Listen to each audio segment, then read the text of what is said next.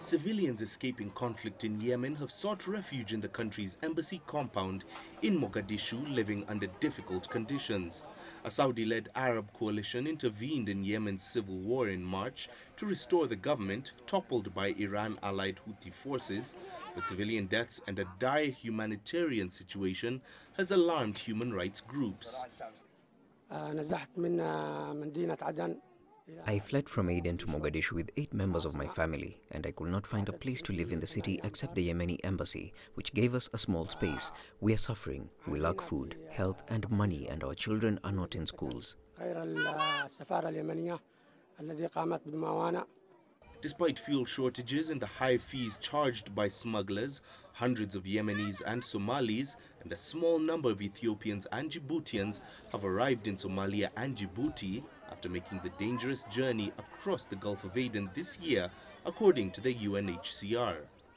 I am a refugee here. When war erupted in our country, the destruction and instability meant that there was no work and no life here.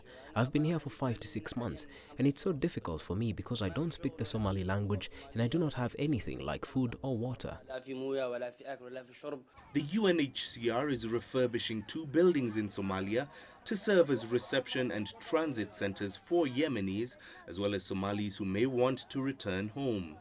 Deteriorating security, fuel shortages, and the failure of communication networks in Yemen have made it very difficult for agencies to help those affected by violence. The total number of Yemeni refugees living in the embassy is 650, and that consists of 270 to 300 families. They are living in very difficult conditions, especially because of the rainy season in Mogadishu at the moment.